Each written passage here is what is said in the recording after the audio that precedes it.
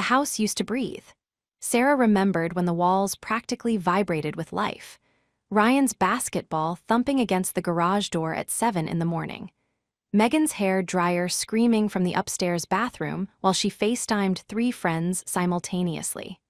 The constant percussion of the refrigerator opening and closing, doors slamming, music bleeding through bedroom walls. Arguments about shower time and whose turn it was to take out the trash. Now, silence. The kind of silence that settles into your bones like December in Minnesota. The kind that makes you hear your own heartbeat and wonder if that's all there is left. Sarah stood in the doorway of Ryan's old bedroom, 23 years old now. Living in Austin, working for some tech startup she couldn't pronounce. The walls were bare except for the faded rectangles where his posters used to hang. His bed was made with military precision because she'd made it herself 6 months ago, and no one had touched it since. Dust motes floated in the afternoon sunlight streaming through the blinds.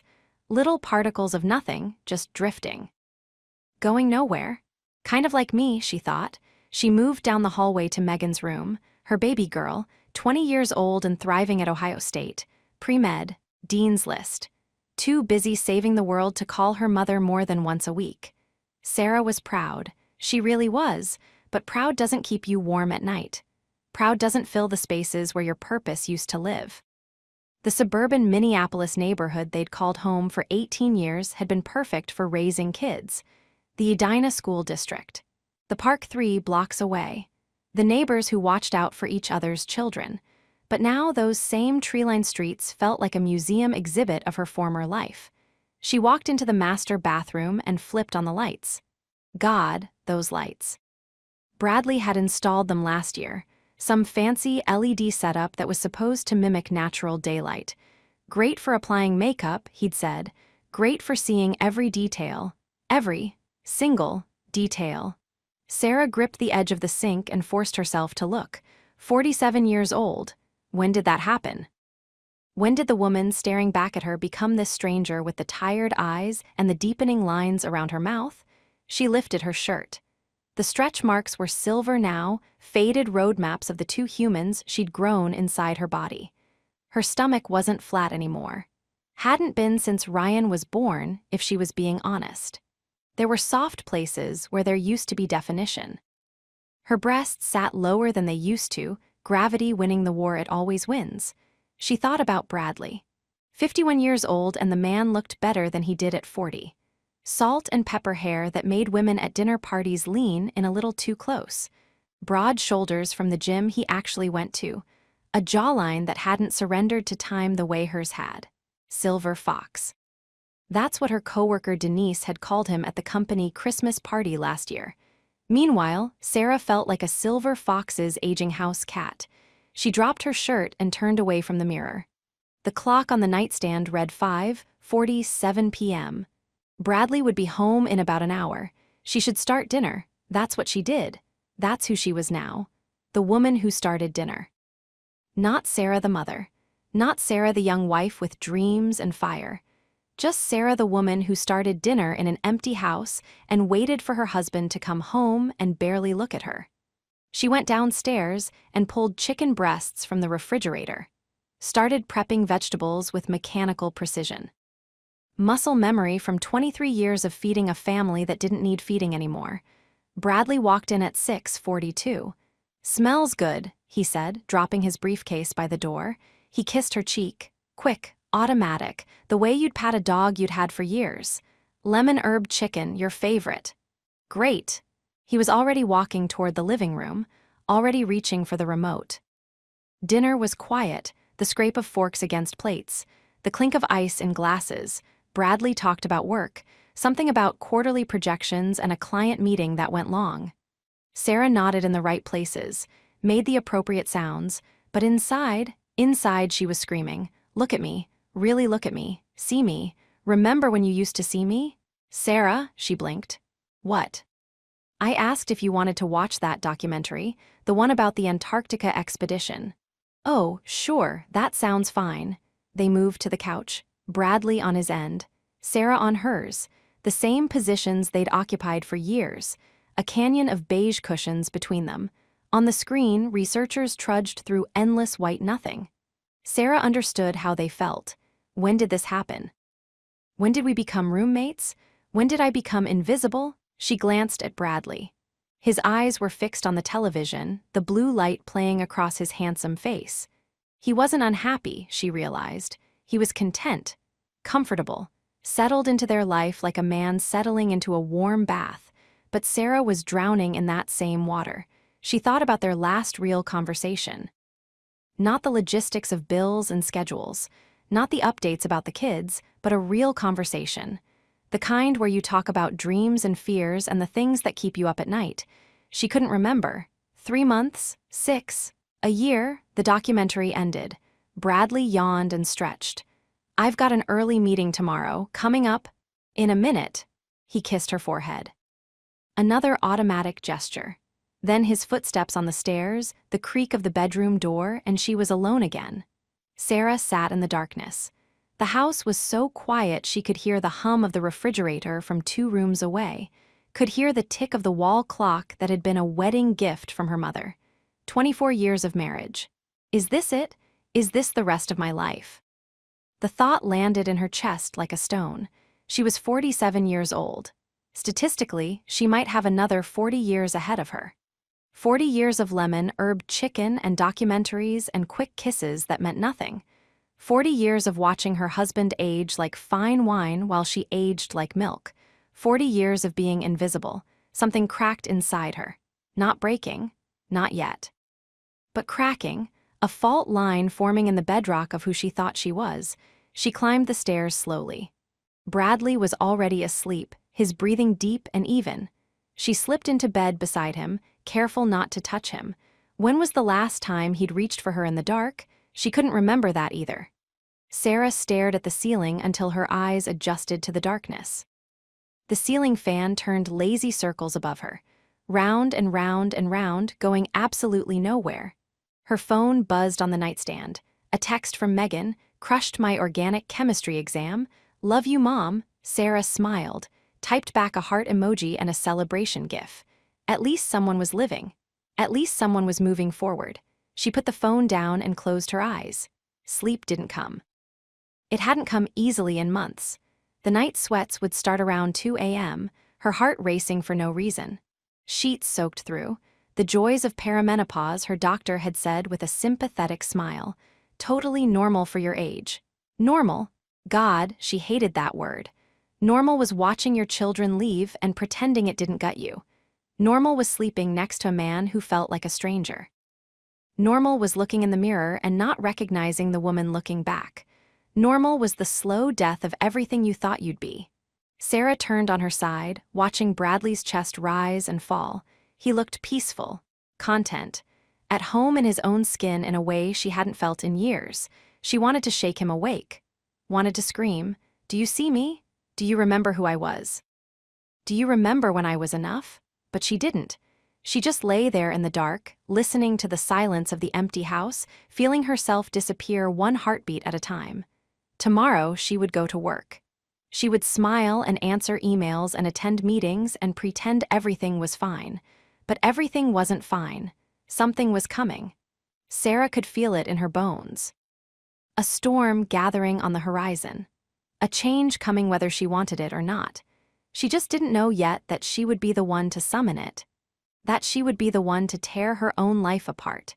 That before the winter was over, she would make a choice that would destroy everything she'd built and leave her standing in the ashes, wondering how she got there. But that night, lying in the dark beside her sleeping husband, Sarah didn't know any of that. She just knew she was lonely. She just knew she was scared. And she just knew that something had to change before the silence swallowed her whole. Garrison Marketing occupied the entire 4th floor of a glass tower in downtown Minneapolis. Open floor plan, exposed brick accent walls. A coffee bar that served oat milk lattes and cold brew on tap. The kind of workplace that looked great on Instagram and felt like a pressure cooker inside. Sarah had been there for 11 years. Senior account manager now.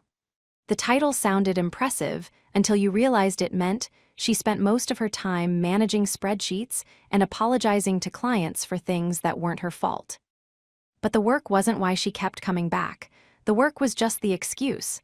It was 11:47 a.m. on a Tuesday when the real reason walked past her desk. "Ladies' lunch," Denise announced, tapping her nails against Sarah's cubicle wall. "You in?" Denise Crawford, 53 years old, twice divorced. The kind of woman who wore leopard print without irony and said exactly what was on her mind, consequences be damned.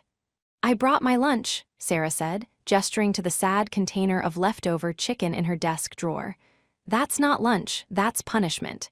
Denise leaned closer.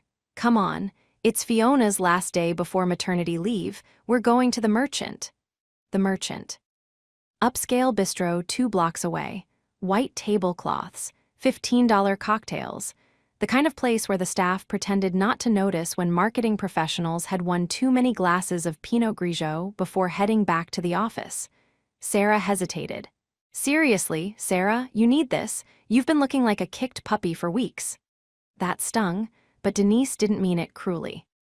That was just how she talked, blunt as a hammer. "Fine, let me grab my coat."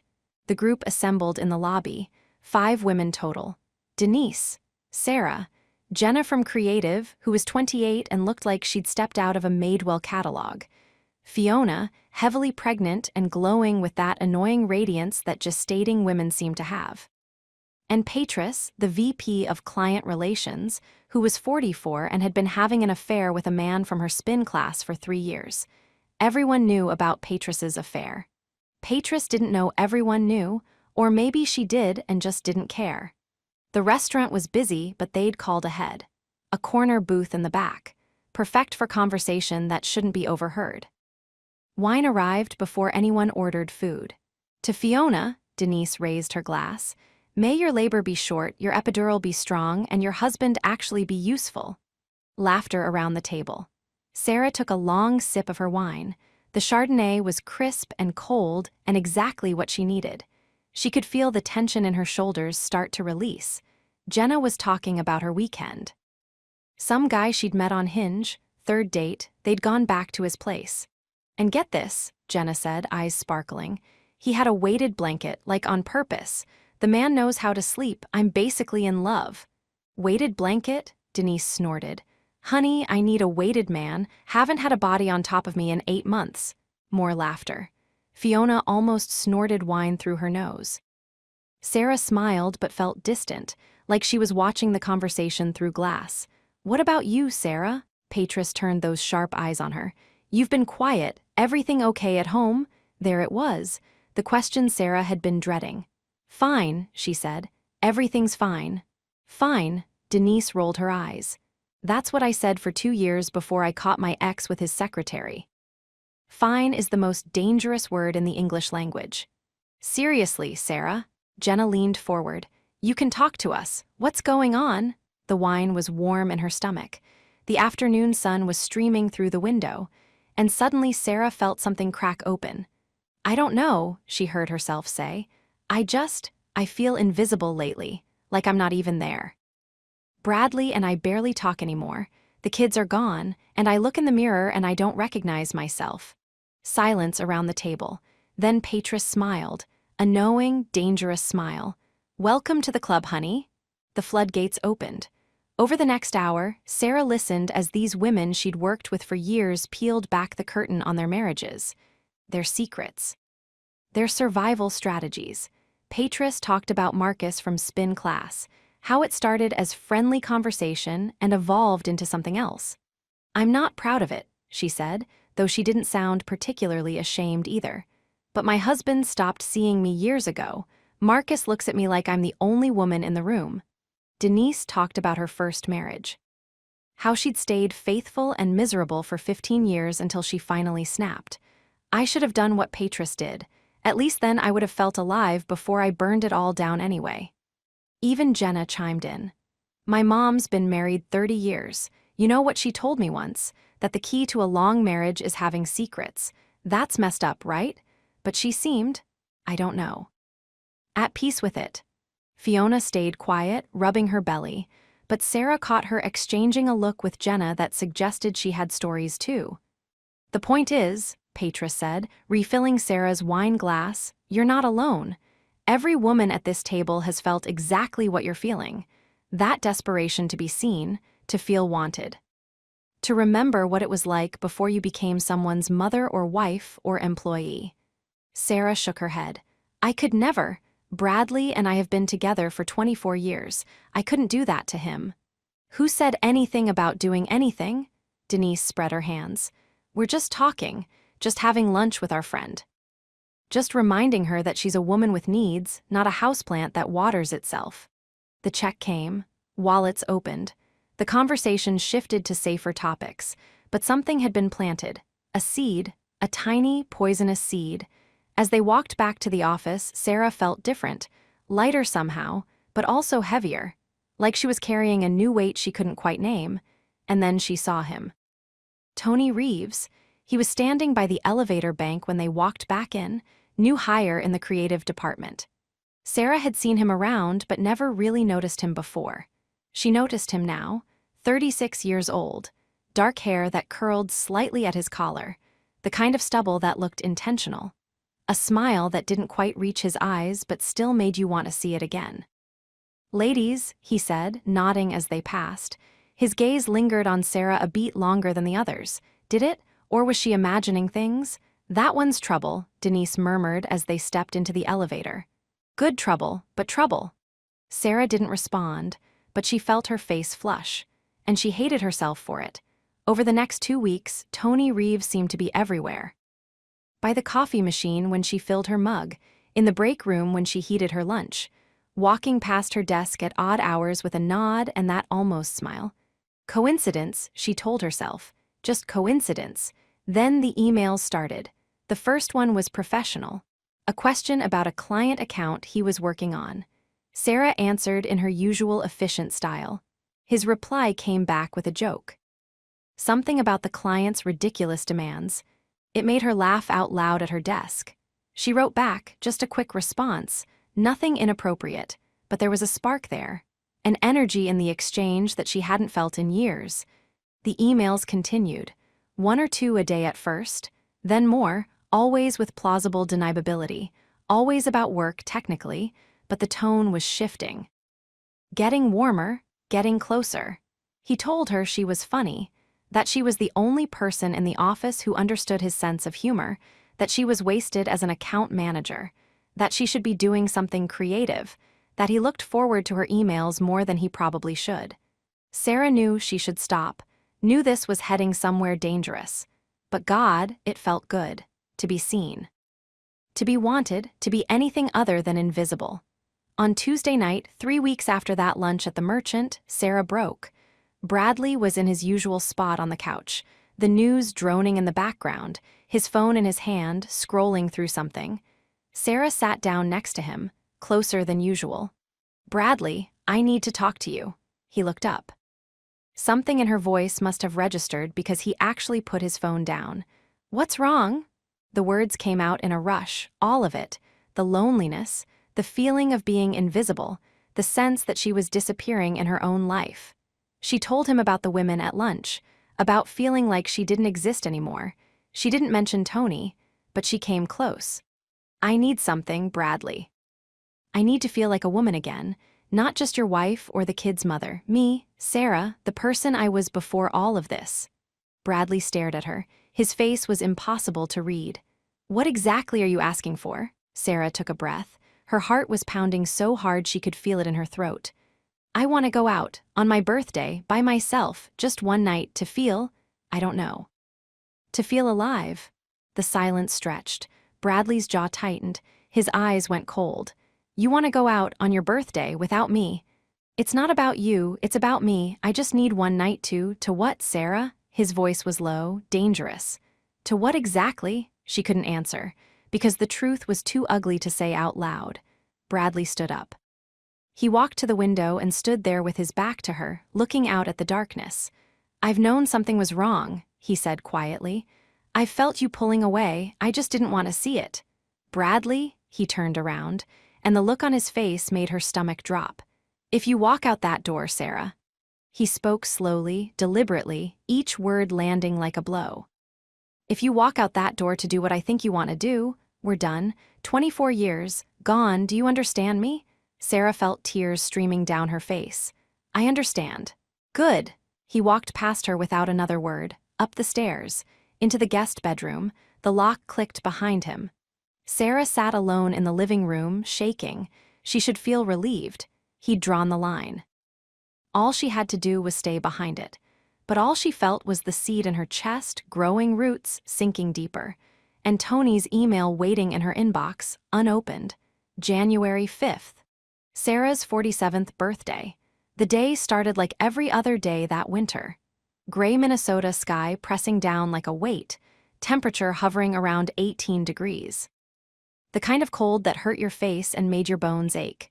Bradley was gone before she woke up. No note on the kitchen counter. No text on her phone.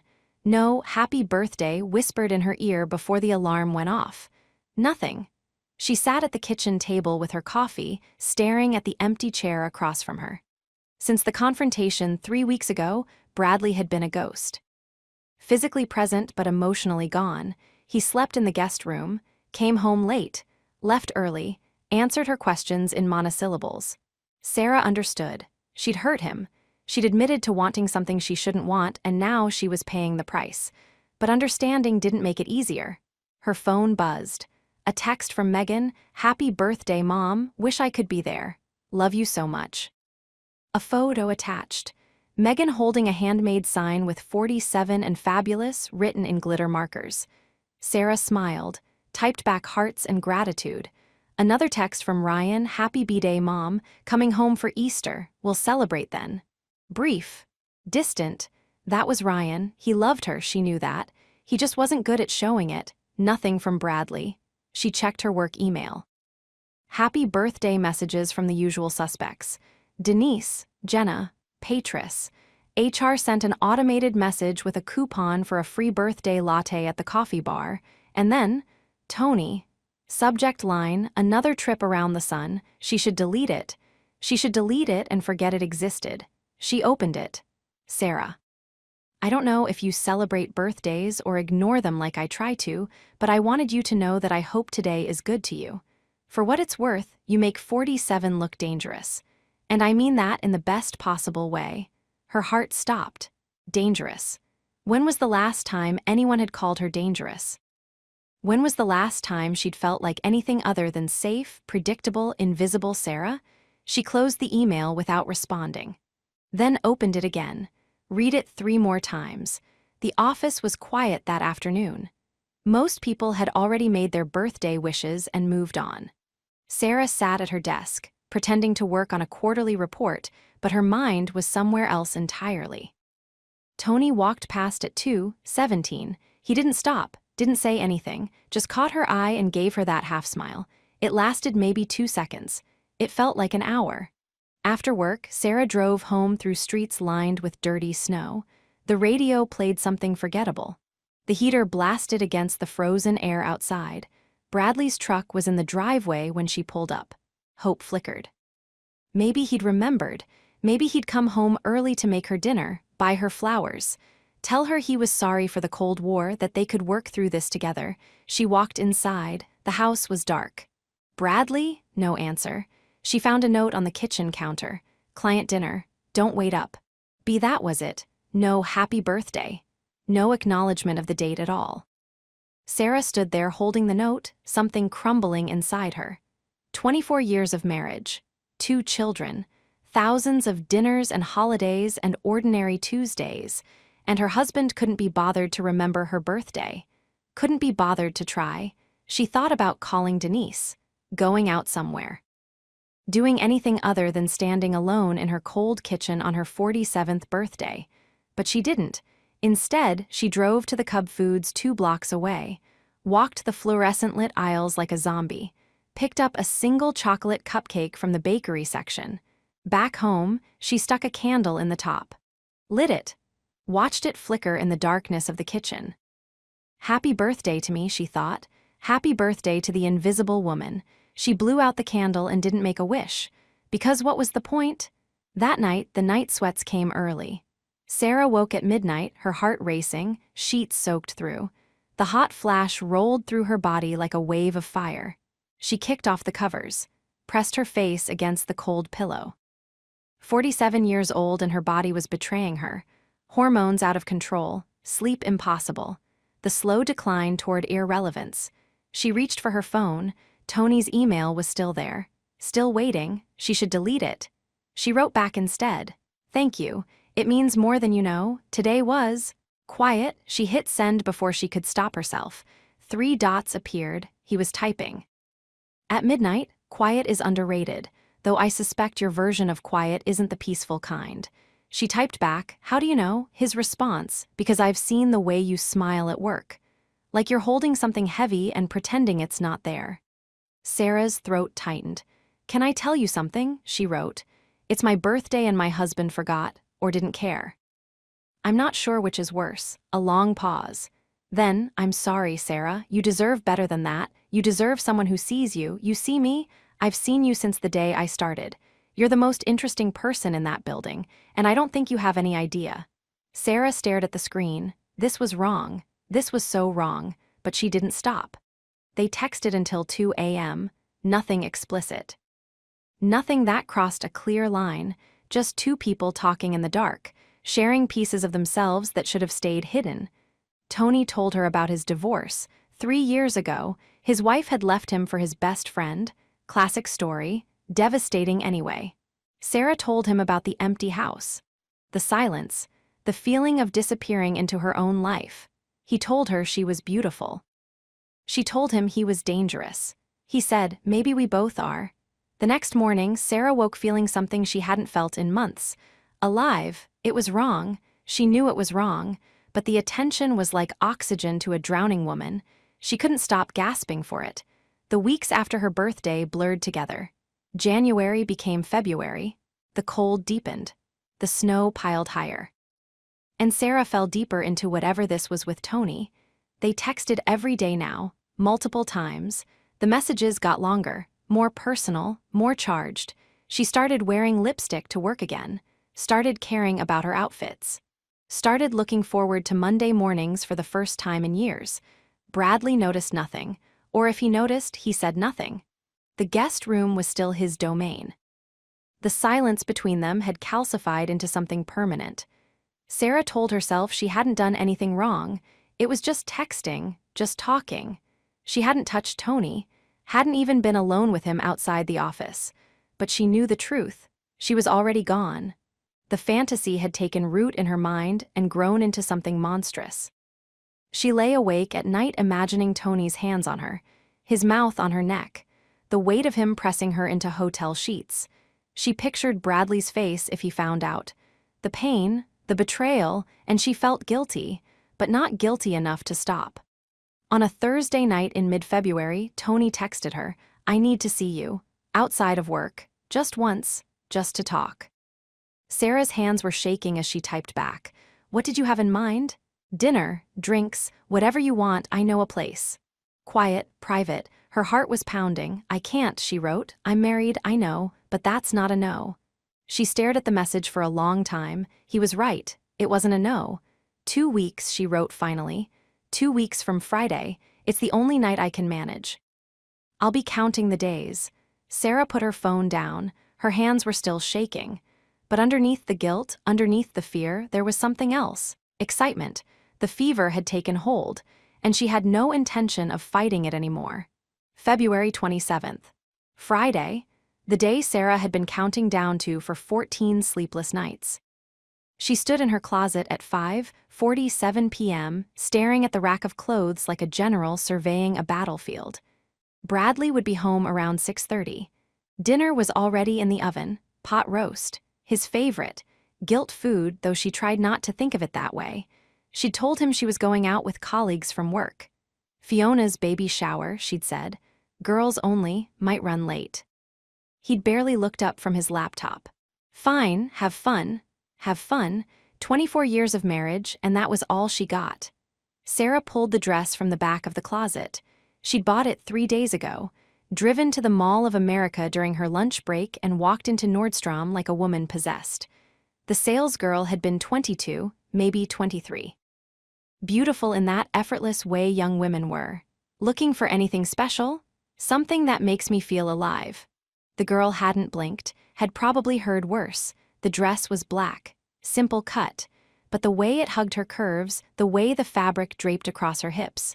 She'd looked in the dressing room mirror and seen someone she'd forgotten existed. A woman with power. A woman worth wanting. She'd paid $400 without flinching. Now she laid the dress on the bed and began the ritual. First, the shower, hotter than necessary, scrubbing away the day, the week, the year, shaving her legs with meticulous care, washing her hair twice. Then, the preparation, lotion everywhere. The expensive stuff she'd been saving for a special occasion. The scent of vanilla and something darker. Musk, maybe. Shapewear that smoothed and lifted and created curves where time had erased them. Not comfortable, but effective. Black stockings. Real ones, not the cheap kind from Target. The kind with the seam up the back that she'd ordered online and hidden in her office drawer for a week. The dress slid over her head like armor. She reached back and zipped it up, watching herself transform in the mirror. Who is that woman? Not Bradley's wife, not Ryan and Megan's mother, someone else. Someone new, someone dangerous. She sat at her vanity. Foundation to smooth her skin. Concealer to hide the dark circles from weeks of insomnia. Mascara to make her eyes pop. Bronzer on her cheekbones. And the lipstick. She stared at the tube in her hand. Ruby red. She'd bought it the same day as the dress. The color of sin, she thought. She applied it carefully. Blotted, reapplied, pursed her lips. There, perfect. She looked like a woman with a secret. She looked like a woman walking toward a cliff with her eyes wide open. Heels next. 3 inches. Her feet would hate her by midnight. She didn't care. Sarah stepped back and looked at the full picture. Not bad, she thought. Not bad at all for 47. Her phone buzzed. Tony, ready when you are, tables at 8. She typed back, leaving soon. Her hands were trembling. Downstairs, she heard the front door open. Bradley's footsteps in the hallway, the familiar rhythm of him setting down his briefcase, hanging up his coat. She took a breath. You can still stop this. You can take off this dress, wash off this makeup, go downstairs and eat pot roast with your husband. You can choose your marriage. But did she even have a marriage left to choose? Sarah grabbed her clutch and walked out of the bedroom. Bradley was in the kitchen, loading his plate. He looked up when she appeared in the doorway. And stopped. The serving spoon hung in midair. His eyes traveled from her heels to her stockings to the dress to her face. Something shifted in his expression. Something broke. That's what you're wearing to a baby shower? The question hung in the air like smoke. Sarah felt her carefully constructed composure begin to crack. It's not. It's dinner afterward. Some of us are going out. In that dress. What's wrong with this dress? Bradley set down the serving spoon. Slowly, deliberately. Sarah, I'm not stupid. The words hit her like ice water. Bradley, don't, he held up his hand. Don't lie to me, not tonight, not after everything. She stood there in her heels and her red lipstick and her $400 dress, feeling suddenly ridiculous, suddenly exposed. Who is he? There's no. Who is? She couldn't lie anymore. The pretense was too heavy. His name is Tony. He works at the office. We've been talking. That's all, I swear, just talking. Bradley laughed. It was the coldest sound she'd ever heard. You're dressed like that to go talk to him? I just wanted to feel. Feel what? Feel like someone other than my wife. Feel like someone who doesn't have responsibilities and vows and 24 years of history. The tears came. She couldn't stop them. I don't know what's wrong with me. I've been so lonely, so invisible, and he sees me. He makes me feel like I still exist. Bradley's jaw tightened. His hands clenched at his sides. And I don't make you feel like you exist. You don't even look at me anymore, Bradley. You sleep in the guest room. You forgot my birthday. I'm standing right in front of you every single day, and you look right through me. So this is my fault. You're about to cheat on me, and it's my fault. I haven't done anything yet. Yet, he laughed again. Yet, that's the key word, isn't it? They stared at each other across the kitchen. The pot roast was getting cold. The clock on the wall ticked away the seconds. I told you 3 weeks ago, Bradley said quietly. I told you what would happen if you walked out that door. I meant it, Sarah. I know. And you're still going? The question hung in the air. Sarah thought about Tony waiting at the restaurant, the table for two, the wine he'd probably already ordered.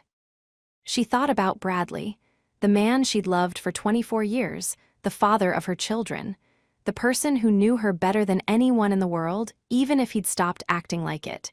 She thought about the dress, the lipstick, the armor she'd put on to do this terrible thing, and she realized something awful.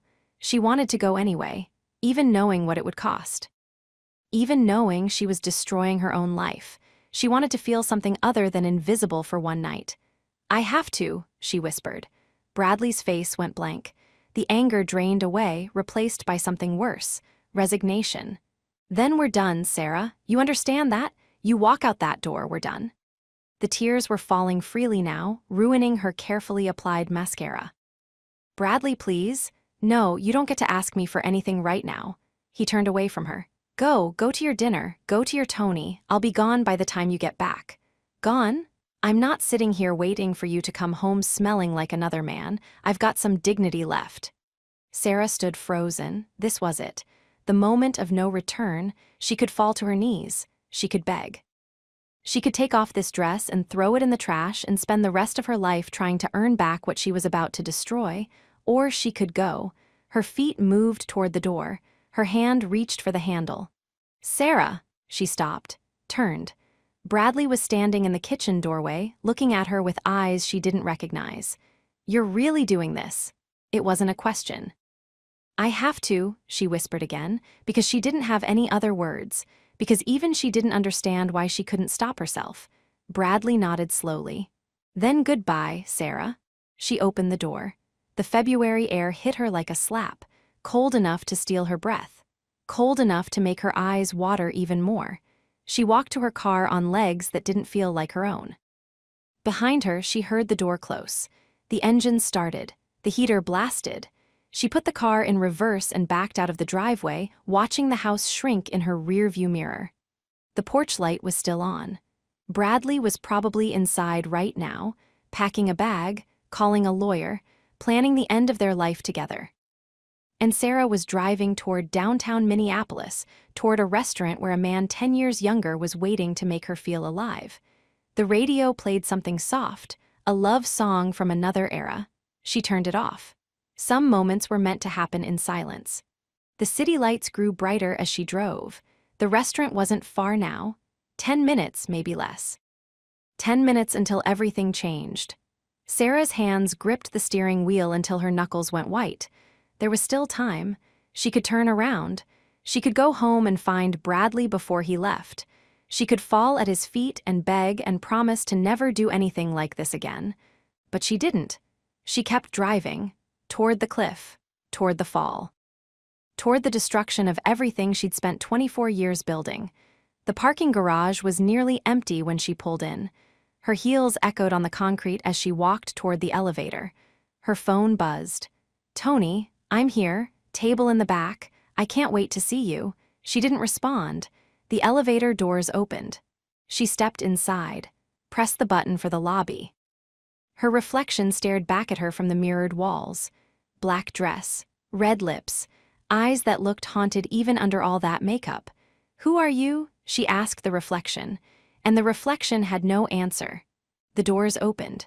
Sarah walked into the hotel lobby, into the warm light and the soft music and the murmur of voices. Tony was there at a table in the corner, rising to greet her with that dangerous smile. And behind her, somewhere in the suburbs, her husband was packing a suitcase. She'd crossed the line. There was no going back. The restaurant was everything Tony had promised. Soft lighting, white tablecloths, a jazz trio playing something smooth in the corner. The kind of place where couples leaned close and whispered secrets over expensive wine. Sarah felt like a fraud the moment she walked in. Tony stood as she approached the table. That smile, those eyes that seemed to see only her. You came, he said. I came. He pulled out her chair. His fingers brushed her shoulder as she sat down. The touch sent electricity through her body and guilt through her stomach in equal measure. You look incredible, Tony said, settling across from her. That dress is too much? Perfect. He flagged down a waiter. Bottle of the Barolo, the 2018. Sarah watched him order, confident, charming, so different from Bradley, who always asked her what she wanted first. Don't think about Bradley. The wine arrived, Tony poured, their glasses clinked. To new beginnings, he said. Sarah took a long sip. The wine was rich and warm and exactly what she needed to quiet the screaming in her head. They talked about work, about his divorce, about the dreams they'd put aside when life got in the way. Tony made her laugh, really laugh, for the first time in months. You know what I thought the first time I saw you? He asked, leaning forward. That I was old enough to be your older sister. That you were the most interesting person in that building, and that your husband was an idiot for not seeing it. The words landed exactly where they were meant to. He's not an idiot, Sarah said. He's just comfortable. Comfortable is death. Tony reached across the table and took her hand. You're not comfortable, Sarah. You're on fire. You've just been pretending you're not. Her heart was racing. The wine was hitting her bloodstream. The candlelight was softening everything, making the world feel like a dream she didn't want to wake up from. Is this what being alive feels like? Dinner passed in a blur. Appetizers. Entrees. More wine, Tony's foot brushing against hers under the table, his hand on her knee when he made a point. By the time dessert came, Sarah was drunk, not falling down drunk, just enough to make everything feel far away.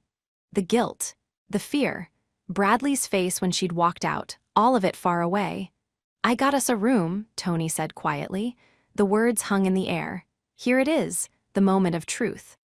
Tony, I don't know if, no pressure. He held up his hands. We can just talk, order room service, watch bad movies. I didn't want tonight to end at dinner. She should say no.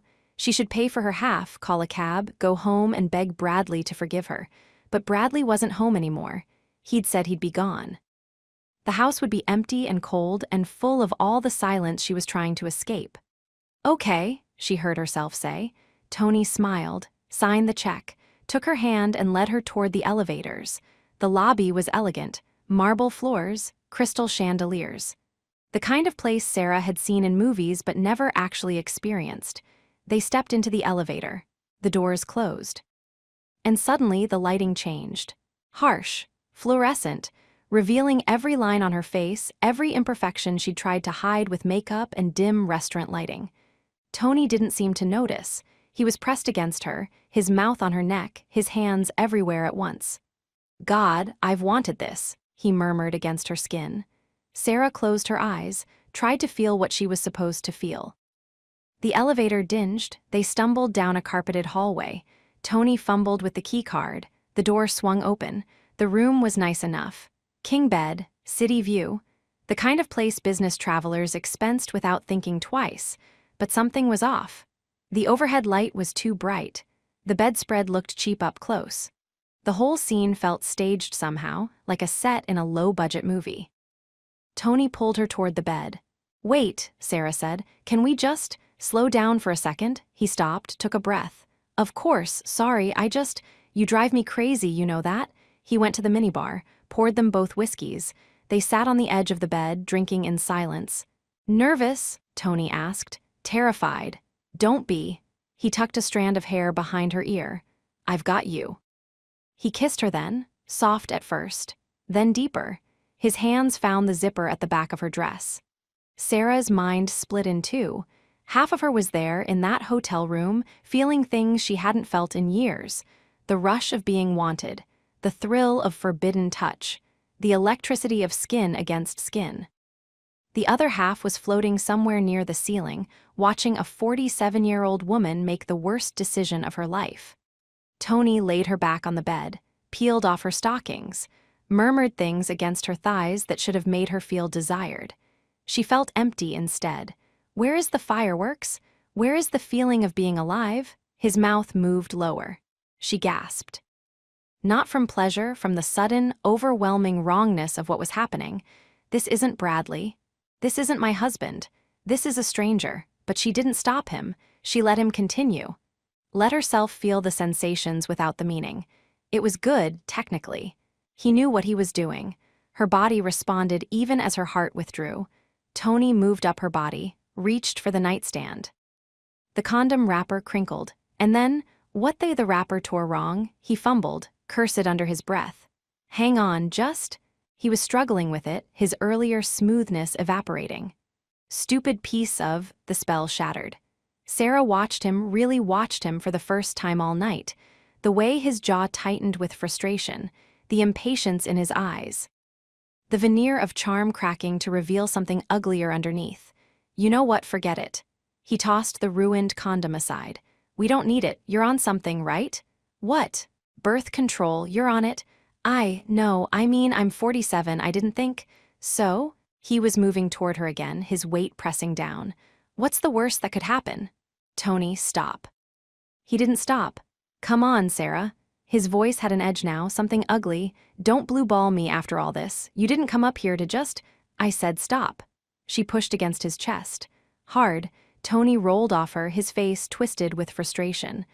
Are you kidding me right now? Sarah sat up, pulled the sheet over herself. Her hands were shaking. I can't do this, I'm sorry. I thought I could, but what? He laughed, cold, mean. You've been texting me for weeks, flirting, playing games, and now you want to pretend you're some innocent housewife? I made a mistake. Yeah, you did. He stood up, started pulling on his pants. The mistake was thinking you were different, but you're just like every other bored suburban mom. Want the attention without the follow-through. The words hit like fists. Tony, don't. He held up his hand. You know what? This was a waste of time, a complete waste. He grabbed his jacket, his wallet, his phone. Do me a favor, don't talk to me at work. Don't email me, don't look at me. I don't need HR crawling up my back because some middle-aged woman decided to have a crisis. That's not fair. Fair? He laughed again. You wanted to feel something, Sarah. Congratulations, feel this. He walked out. The door slammed behind him. Sarah sat there in the hotel room, half naked, sheet clutched to her chest, trying to process what had just happened. She had done it. She had crossed the line, not all the way, but far enough. His mouth had been on her. She had let him touch her in ways only Bradley had touched her for 24 years. And for what? To be called a bored suburban mom by a man who saw her as nothing more than a conquest. A warm body, a notch on his belt. I threw away my life for nothing. The thought hit her like a physical blow. She scrambled off the bed, found her dress on the floor. Her hands shook so badly she could barely get the zipper up. Her stockings were ruined, her lipstick smeared across her face. Her hair was a disaster. Where are my shoes? She couldn't find them. Couldn't remember where she'd kicked them off. Forget them, just go. Sarah grabbed her clutch and ran, down the hallway, into the elevator. Through the lobby in her bare feet, past the concierge's confused stare, past the bellhop's raised eyebrows. The February air hit her like a slap. 20 degrees, her feet burning against the frozen concrete. She made it to her car before the sobbing started. Great, heaving sobs that shook her entire body. Snot and tears mixing with her ruined mascara. The taste of wine and regret coating her tongue. What have I done? What have I done? What have I done? She didn't know how long she sat there. Long enough for her feet to go numb. Long enough for her breathing to slow. Long enough to realize she had to go home. Whatever was waiting for her there, empty house or angry husband, she had to face it. Sarah started the engine, cranked the heat. Pulled out of the parking garage with the slow, careful movements of someone trying not to fall apart completely. The drive home took 23 minutes. It felt like 23 years. The floodlights were on. That was the first thing Sarah noticed as she turned onto their street. The motion sensor lights that Bradley had installed last summer.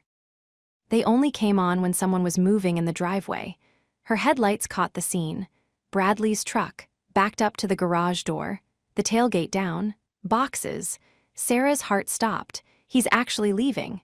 She pulled into the driveway and killed the engine. For a long moment, she just sat there, watching her husband load their life into cardboard boxes. 24 years. All of it fitting into the bed of a Ford F-150. The driver's door felt impossibly heavy as she pushed it open. Bradley looked up. Their eyes met across the frozen driveway. He looked older somehow, like he'd aged 10 years in the 5 hours she'd been gone. His jaw was set. His eyes were red.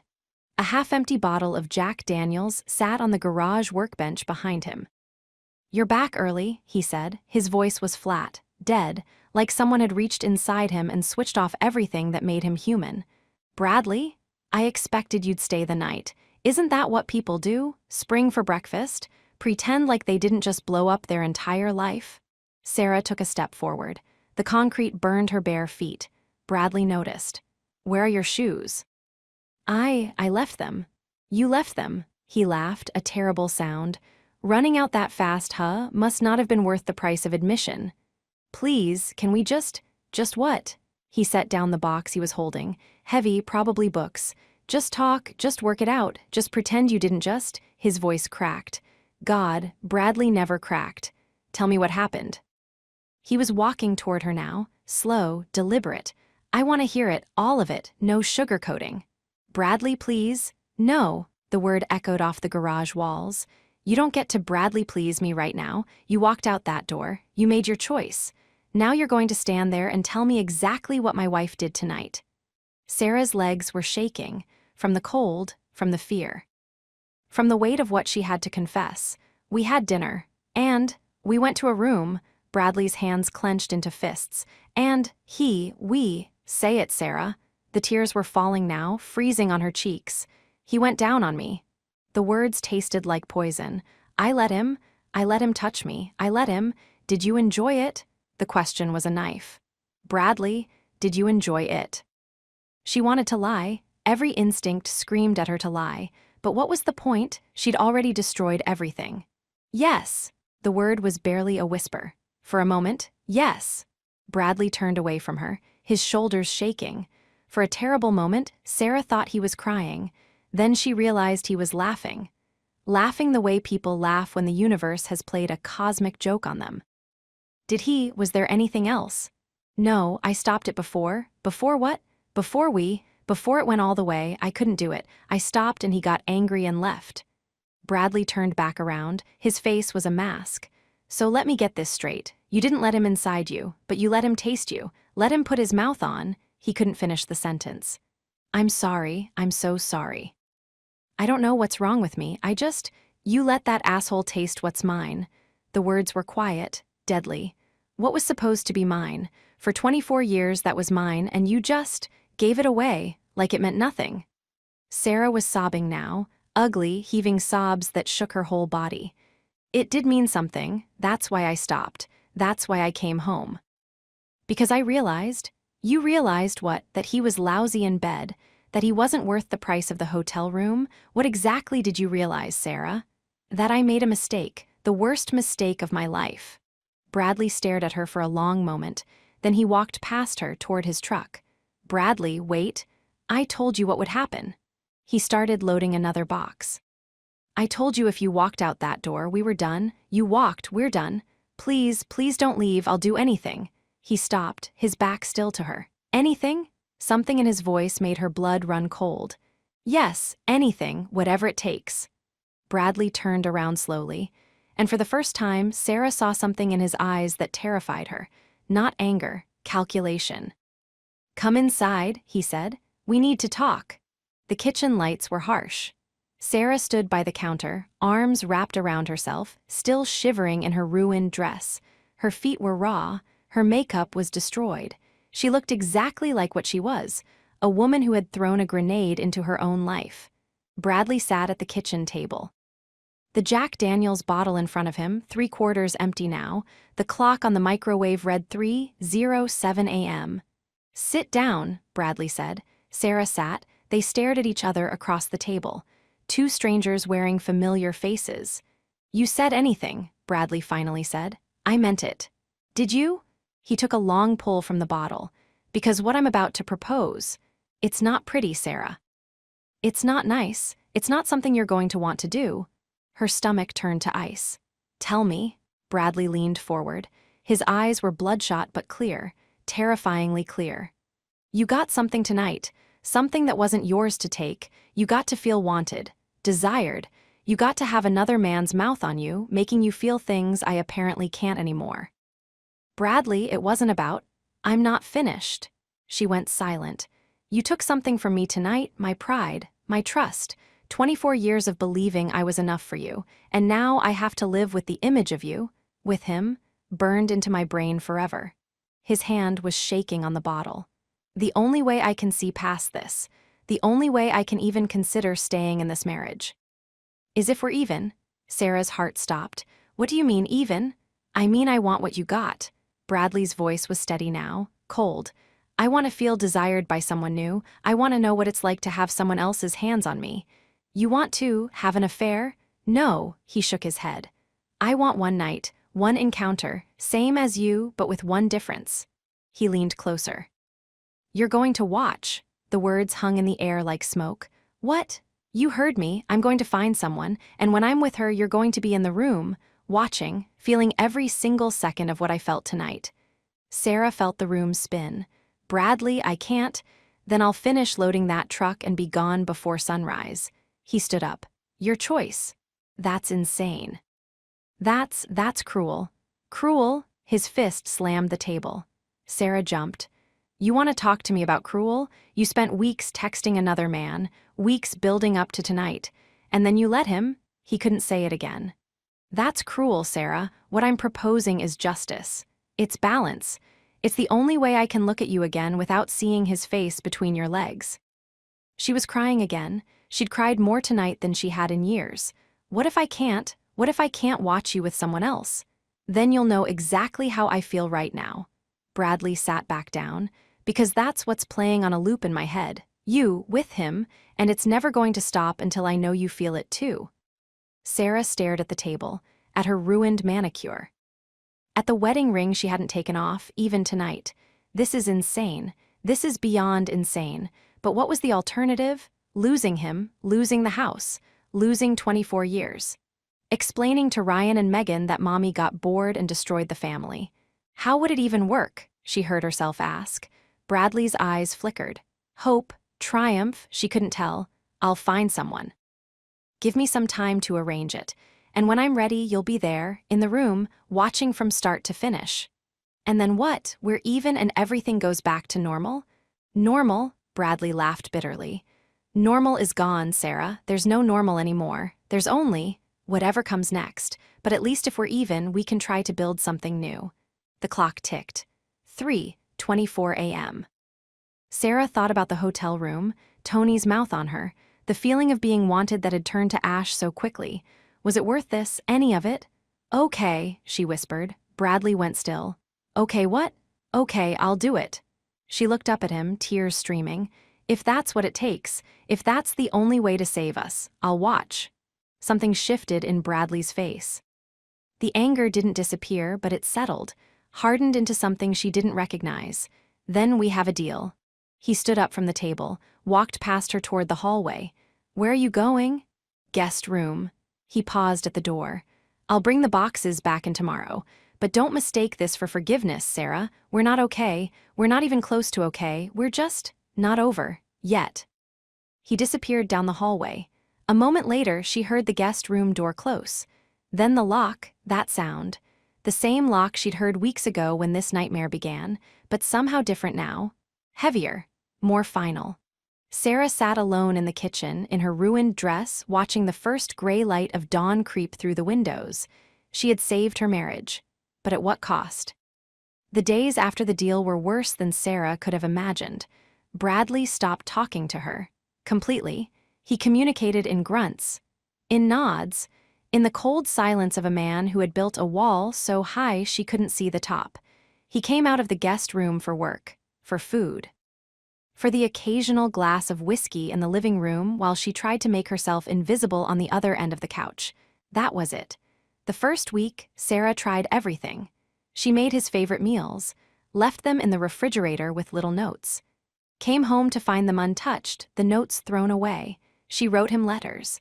Actual letters on paper, pouring out her remorse. Slipped them under the guest room door.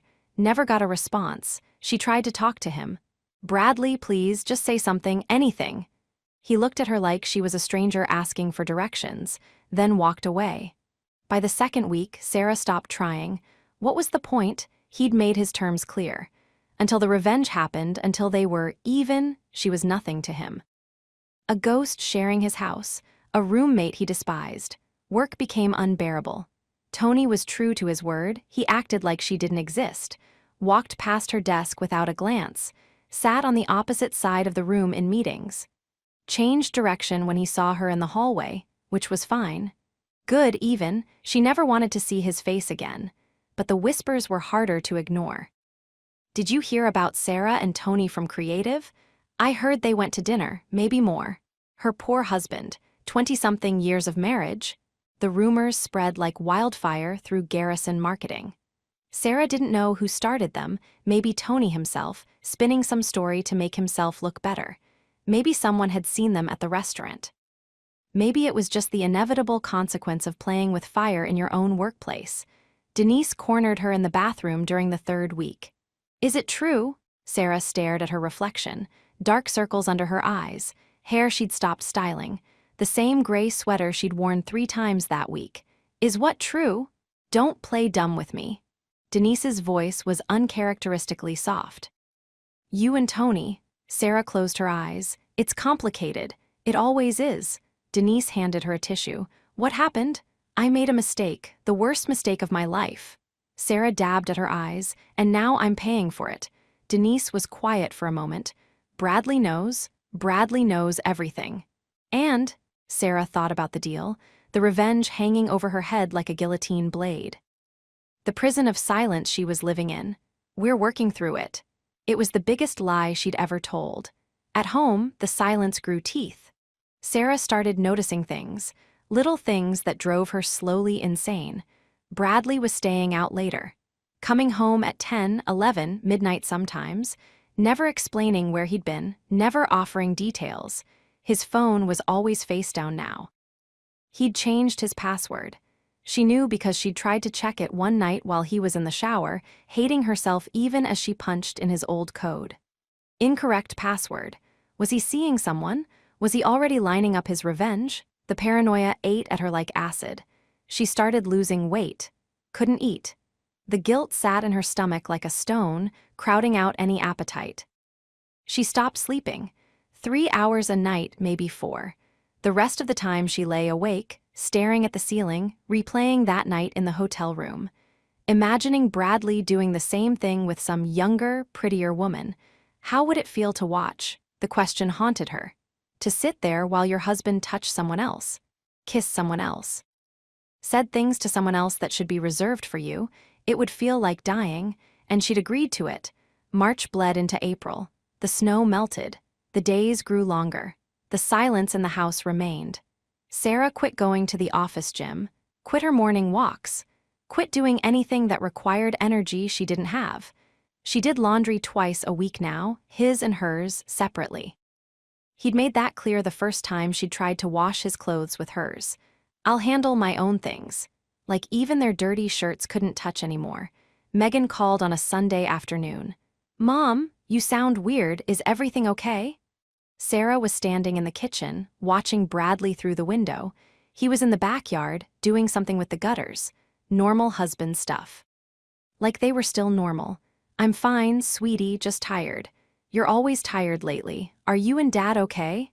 The question landed like a punch. Why do you ask? I don't know. Ryan said something about calling Dad and he seemed off, distant. We're fine. Another lie, they were piling up. Just adjusting to the empty nest, you know? It's different without you kids. Megan was quiet for a moment. If something was wrong, you'd tell me, right? No, never. Some things children should never know. Of course, honey, now tell me about your classes. The 8th week arrived. Thursday night. Sarah was in the living room, pretending to read a magazine she'd been staring at for an hour. The same page. The same article about spring gardening tips she couldn't have cared less about. Bradley appeared in the doorway. She looked up. Her heart stopped. There was something different in his face. A decision that had been made. Tomorrow night, he said. 3 words. That's all it took to turn her blood to ice. What? Tomorrow night, be ready by 8? He turned to leave, then paused. Wear something plain, jeans, a t-shirt. I don't want you dressed up. Bradley, wait. 8 o'clock. He walked away. Don't be late. Sarah sat there, magazine falling from her numb fingers. Tomorrow. After 8 weeks of silence, 8 weeks of wondering, 8 weeks of the guillotine blade hovering above her neck, it was finally going to fall. She didn't sleep that night, didn't even try. Just lay in the darkness of the master bedroom, the bed she'd slept in alone for 2 months now, and tried to prepare herself for something she knew she could never be prepared for. This is what you agreed to. This is the price of what you did. But knowing the price and paying it were two very different things. The sun rose on Friday morning. Sarah watched the light creep across the ceiling. 14 hours until her world changed again. 14 hours until she found out what it really meant to watch your life burn. The clock on the nightstand read 7:43 p.m. Sarah sat on the edge of the bed in the master bedroom, exactly where Bradley had told her to wait. Jeans, a plain gray t-shirt, no makeup, hair pulled back in a simple ponytail. She looked like someone who had given up. Maybe she had. The house was quiet, too quiet. The kind of quiet that presses against your eardrums and makes you hear your own blood pumping. Bradley was downstairs. She could hear him moving around. The clink of ice in a glass, the soft murmur of music, something jazz, something she didn't recognize. Setting the mood. Sarah's stomach turned. She'd spent the day in a fog, called in sick to work. Couldn't eat, couldn't think. Just sat in this room, watching the hours tick by, waiting for the execution she'd agreed to. 7:47 p.m., 13 minutes. Her phone buzzed. A text from Megan. "Hey, Mom, quick question about Easter plans. Are we doing the usual brunch thing?" Sarah stared at the message. Easter. Family. Normalcy. Things that felt like they belonged to a different universe. She typed back, still figuring things out. "We'll let you know soon. Love you." The reply came instantly. "Everything okay? You've been weird lately." Sarah closed her eyes. "Everything's fine, sweetie, just busy with work stuff." She put the phone face down on the nightstand. Couldn't handle any more questions she couldn't answer. 7:52 p.m., 8 minutes. The jazz music downstairs got slightly louder. Bradley was opening another bottle of wine. She could hear the pop of the cork, the glug of liquid into glasses. 2 glasses. She's already here? No, not yet. The doorbell hadn't rung. He was just preparing. Getting everything ready for the doorbell rang. Sarah's heart stopped. This is it. This is actually happening. She heard Bradley's footsteps crossing the hardwood floor. The front door opening. Voices, his voice low and warm in a way she hadn't heard in months. And another voice, female, young, laughing at something he said. Sarah gripped the edge of the mattress until her knuckles went white. Footsteps on the stairs now, 2 sets, coming closer. The bedroom door opened. Bradley walked in first. He'd changed into a button-down shirt she'd bought him for his birthday 2 years ago. Dark jeans, he looked handsome, put together, like a man going on a date with his wife. But the woman behind him wasn't his wife. Sally. Sarah's breath caught in her throat. She was 28, maybe younger. Blonde hair that fell in perfect waves past her shoulders. Tight black dress that showed off curves Sarah hadn't had since her 20s. Legs that went on forever. A face that belonged in a magazine. Everything Sarah wasn't, everything Sarah feared. "Sally," Bradley said, his voice casual, almost pleasant, "this is Sarah, my wife." Sally's smile faltered for just a moment. Her eyes darted between Bradley and Sarah, a flicker of uncertainty crossing her perfect features. "Oh, hi," she gave a small wave. "Bradley mentioned you'd be here." Sarah couldn't speak. Her throat had closed completely. Bradley crossed the room to the armchair in the corner, the one Sarah usually sat in to read. He dragged it closer to the bed. "Sit here," he said to Sarah, not cruel, not kind. Just matter of fact. Sarah's legs felt like they belonged to someone else as she stood and walked to the chair, sat down, folded her hands in her lap like a child waiting for punishment. Bradley turned back to Sally, smiled. "Don't mind her," he said. "She's just here to watch." Sally laughed nervously. I've never done anything like this before. It's kind of exciting." Bradley stepped closer to her. His hand found her waist. "Yeah," Sally's voice dropped. "Definitely exciting." Sarah watched her husband pull another woman into his arms. He kissed her. Not a quick kiss, not a polite kiss. A real kiss. The kind of kiss Sarah remembered from their early years when they couldn't keep their hands off each other. Sally melted into him. Her arms wrapped around his neck, her body pressed against his, and Sarah sat 3 feet away, watching her world end in slow motion. Bradley's hands moved to the zipper at the back of Sally's dress. "Wait," Sarah heard herself say. They both turned to look at her. "I can't. I don't think I can do this." Bradley's eyes met hers, cold, steady. "You agreed." "I know, but—" "You agreed, Sarah. You sat in our kitchen at 3 in the morning and you told me you'd do anything. Anything, remember?" She remembered. "This is what anything looks like." He turned back to Sally. "Now sit there and watch, like I had to." Sarah's vision blurred with tears. Bradley's hand found Sally's zipper again. The dress slid down. Sarah pressed her palm against her mouth to keep from sobbing out loud. "This is what you did to him. This is what he felt." Sally was perfect underneath the dress. Lacy underwear, flat stomach, skin that had never stretched to carry children or sagged with time. Bradley ran his hands over her like she was precious, like she was beautiful, like she was everything. The way he used to touch Sarah, a lifetime ago. "You're gorgeous," he murmured against Sally's neck. "So are you." Sally was unbuttoning his shirt now. "God, you're in good shape for," she stopped herself. But Sarah heard it anyway, "for your age." Bradley didn't seem to notice, or didn't care. He was guiding Sally toward the bed now, their bed. The bed where Sarah and Bradley had made love for 24 years, where they'd conceived both their children. Where they'd held each other through nightmares and sicknesses and ordinary Tuesday nights. Sally lay back on the sheets. Bradley climbed over her. And Sarah sat frozen in the armchair, watching her husband become a stranger. The sounds were the worst part. Sally's soft moans, the rustle of sheets, the creak of the mattress that Sarah knew so well, now speaking a language that wasn't meant for her. She closed her eyes, tried to retreat somewhere inside herself where this wasn't happening, but Bradley's voice cut through the darkness. "Open your eyes, Sarah," she obeyed. He was looking directly at her. Sally beneath him, her face turned away, lost in sensation. "Watch," he said. Sarah watched, and something inside her began to die. Time stopped working the way it was supposed to. Minutes felt like hours, or maybe hours felt like minutes. Sarah couldn't tell anymore. She just sat in that armchair, hands gripping the armrests, watching her husband move with another woman. Sally made sounds Sarah used to make, gasps, whispered encouragements, the breathless rhythm of pleasure building. It was obscene, not the act itself, but the intimacy of it. The way Bradley touched Sally's face, the way he whispered things against her skin, things Sarah couldn't hear, things she didn't want to hear, but then Bradley's voice rose, just enough, just loud enough to make sure Sarah caught every word. "God, you're so tight." The words landed like a slap. Sarah felt her stomach clench. She thought about her own body, the body that had carried 2 children.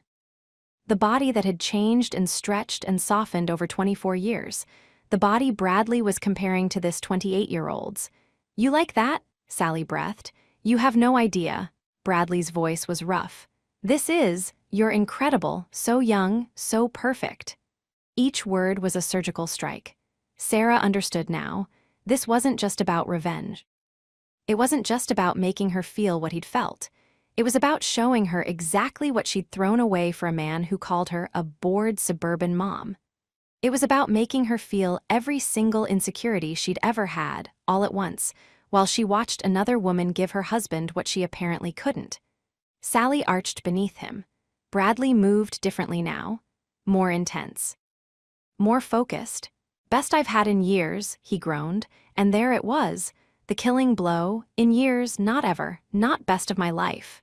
In years, which meant Sarah had been failing him for years, which meant he'd been thinking about this, about something better, someone better for years. The tears fell silently down Sarah's cheeks. She didn't wipe them away. What was the point? Sally's breathing was getting faster now, the rhythm changing, building toward something. Sarah wanted to look away, wanted to close her eyes and pretend she was somewhere else, anywhere else, but she couldn't. Because somewhere in the midst of this nightmare, something unexpected was happening. She wasn't just feeling jealousy anymore. She wasn't just feeling pain. She was feeling understanding. This is what I did to him. The thought surfaced like a body from deep water when I was in that hotel room, when Tony's mouth was on me, when I was gasping and feeling things I shouldn't have been feeling. Bradley was at home, knowing where I was, imagining exactly this. The empathy hit her like a physical blow. She had done this to him. Not literally, she hadn't made him watch. But she'd made him imagine, made him picture his wife with another man's hands on her body, made him live with that mental movie playing on endless repeat for 8 weeks. This is what it feels like. This is the knife I put in his chest. Sally cried out, her back arching off the bed. Bradley drove forward, his jaw tight, his whole body tensed. And then he turned his head, looked directly at Sarah, held her gaze, and finished. The eye contact lasted maybe 5 seconds, maybe an eternity. Sarah couldn't tell, but in those seconds something passed between them, not forgiveness, not yet, but acknowledgement. Now you know, now we're the same. Bradley collapsed beside Sally, breathing hard. The room was silent except for their panting. Sarah sat perfectly still, tears streaming, heart shattered. But somehow, impossibly, still breathing. Sally laughed softly. That was... Yeah, Bradley's voice was distant now. It was. He sat up, reached for his clothes on the floor. I'll walk you out, Sally blinked. Oh, already? My wife and I have some things to discuss. The words hung in the air. Sally's expression shifted. Something like understanding or maybe embarrassment crossed her face. Right, of course. She dressed quickly, the black dress, the heels, the armor of a woman who had just realized she was a tool in someone else's story. At the bedroom door, she paused, looked back at Sarah. I'm sorry, she said quietly.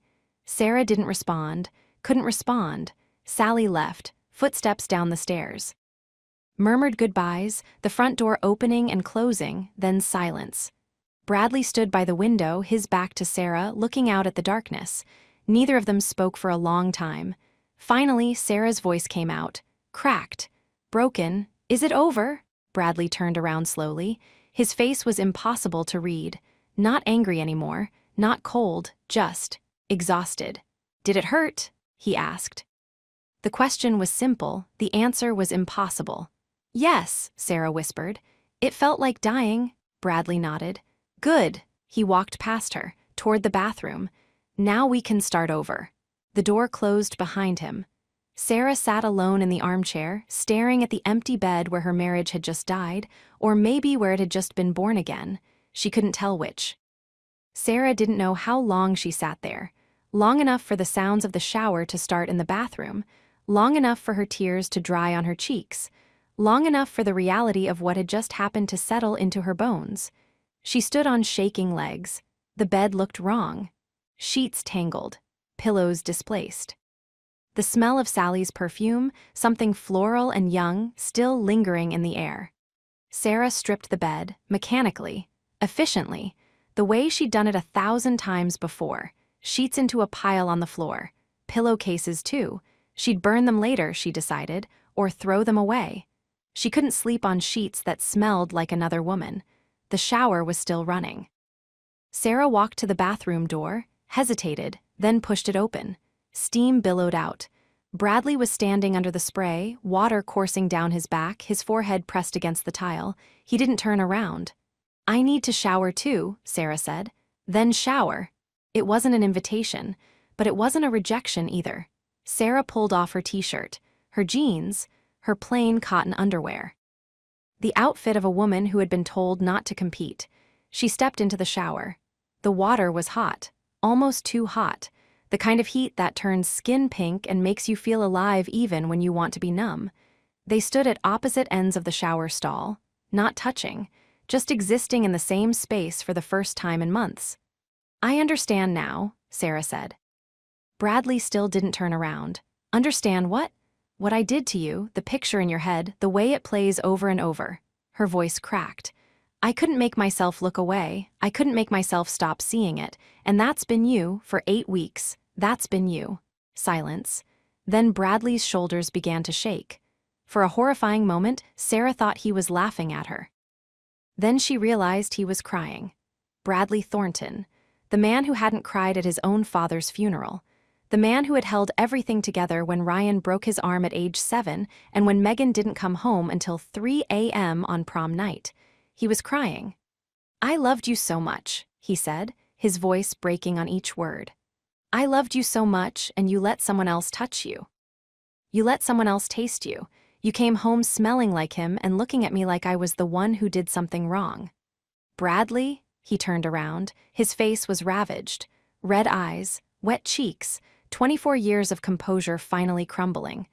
"Do you have any idea how much I wanted to die? When you walked out that door, when you chose him over me?" "I didn't choose him. I chose something stupid, something that wasn't even real, but I never stopped choosing you." "You did, though. For one night, you did." Sarah had no defense. She had nothing but the truth. "I know, and I'll spend the rest of my life making up for it, if you let me." Bradley stared at her through the steam. "I can't get Sally's face out of my head either," Sarah said. "The way you touched her. The things you said, it's going to be there forever, both of us, carrying these pictures, these memories of what we did to each other." "Is that what you want, both of us broken?" "I want us to be broken together. I want us to heal together.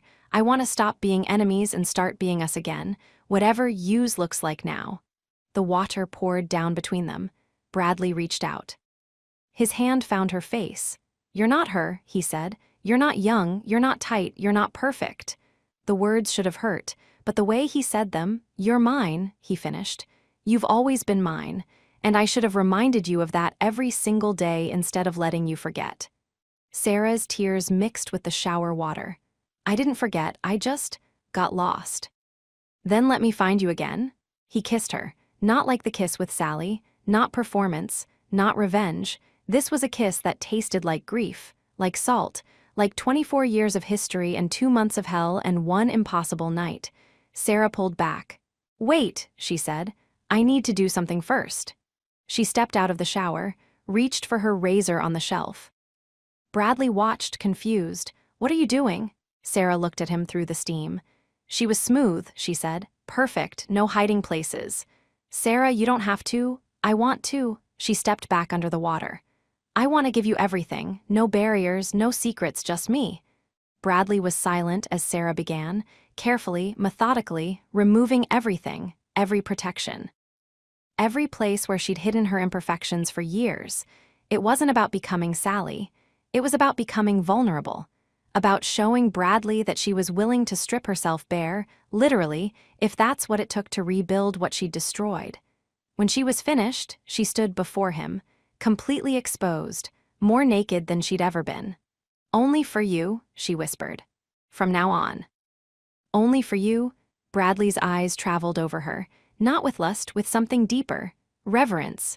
He pulled her close, held her under the water until it started to run cold. They dried off in silence, walked to the bedroom. The sheets were gone, just bare mattress and pillows. "Wait here," Bradley said. He disappeared and came back with fresh sheets from the hall closet. Together, they made the bed. New sheets. Clean start. When they lay down together, it was the first time in 2 months they'd been in the same bed. Bradley reached for her. What happened next wasn't the desperate passion of new lovers. It wasn't the routine familiarity of a 24-year marriage. It was something else entirely. It was grief. It was healing. It was 2 broken people trying to put each other back together in the only way they knew how. Sarah cried the whole time, so did Bradley. Afterward, they lay tangled in the new sheets, breathing the same air, heartbeats slowly sinking. "What happens now?" Sarah asked. Bradley pulled her closer. "Now we learn how to live with the scars. Together, together."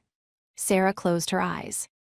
The pictures were still there, Tony's face, Sally's body, all the damage they'd done to each other, but Bradley's arms were around her. And for the first time in months, that felt like enough. 1 year later, October, the maple tree in the backyard had turned. Brilliant reds, blazing golds, the kind of colors that made Sarah remember why she'd always loved fall in Minnesota. She stood at the kitchen window, coffee in hand, watching the leaves drift down onto the grass. So much had changed. The first months after that night had been brutal. Therapy, both individual and couples.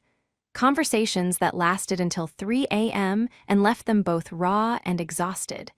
Days when Sarah was sure Bradley would leave after all. Days when Bradley admitted he'd almost called a divorce lawyer.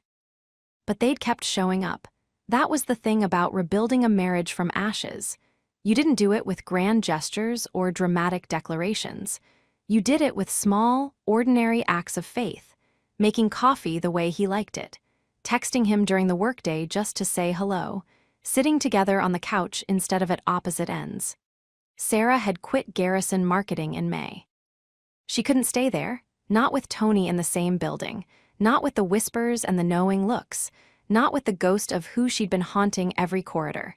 She worked at a small nonprofit now, development director for a literacy program, less money, less prestige, but she came home at the end of each day feeling like she'd done something that mattered. Bradley had changed too. He came home earlier now, put his phone away during dinner, looked at her, really looked at her, the way he used to before the kids came and life got complicated. They'd installed tracking apps on each other's phones, not as punishment, as proof that they had nothing to hide anymore.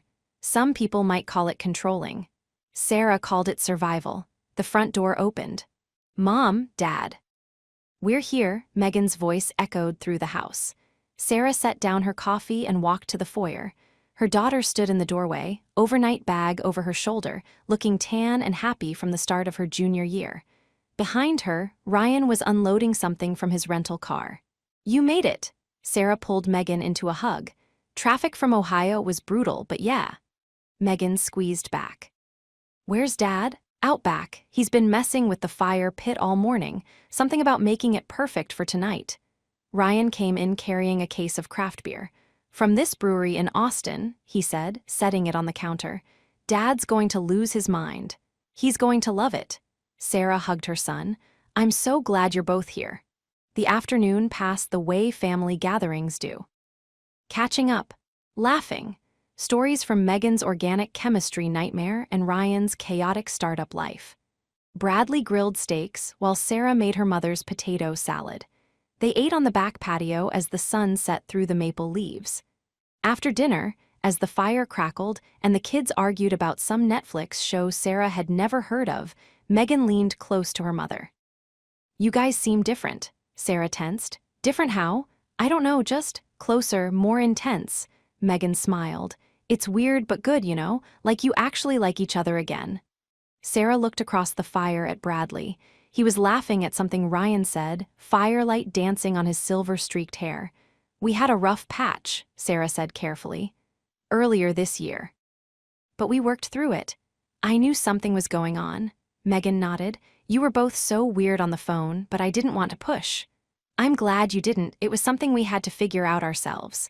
"Well, whatever you did, it worked. I've never seen Dad look at you like that, like you're the only person in the world." Sarah's eyes burned. "That's the goal, baby girl." "That's always been the goal."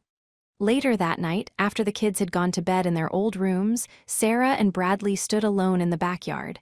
The fire had died down to embers. The maple tree rustled overhead. "I have something for you," Bradley said. He reached into his pocket, pulled out a small velvet box. Sarah's heart stopped. "Bradley? It's not what you think." He opened the box. Inside was a simple gold band, different from her original wedding ring, which she still wore. This one had an inscription on the inside. Sarah held it up to the firelight, squinting to read the tiny letters. Scorched earth, new roots. The tears came before she could stop them. "I want to renew our vows," Bradley said. "Not in a church, not with 100 people watching, just us. Here. Under this tree? Now, if you'll have me." Sarah looked at this man, this complicated, stubborn, wounded man who had stayed when he had every right to leave, who had hurt her the way she'd hurt him, who had chosen to rebuild instead of burn. "I'll have you," she said. "I'll always have you." They faced each other under the maple tree. Bradley took her hands. "I, Bradley Michael Thornton, take you, Sarah Elizabeth Thornton, to be my wife. Again, still, always, I promise to see you, to choose you, to remind you every single day that you are enough, that you've always been enough. I promise to carry these scars with you, not as evidence of what we did wrong, but as proof that we survived it." Sarah was crying too hard to speak for a moment. Then she found her voice. I, Sarah Elizabeth Thornton, take you, Bradley Michael Thornton, to be my husband. Again. Still. Always, I promise to be present, to be honest. To never let you feel invisible the way I felt invisible. I promise to choose us, every day, over fear, over boredom, over whatever darkness tries to pull me away. I promise that what happened last year was the worst version of me, and you will never see her again. Bradley slid the new ring onto her finger next to the original. 2 bands, 2 marriages, 1 life. He kissed her. Not a shy kiss, not a careful kiss. A kiss that tasted like survival. Later in their bedroom, with the October wind rattling the windows and their children sleeping down the hall, Sarah lay in Bradley's arms. Can I ask you something? Anything. Do you ever think about her? Sally. Bradley was quiet for a moment. Then, she was a moment. You're my life. Sarah let the words settle over her like a blanket.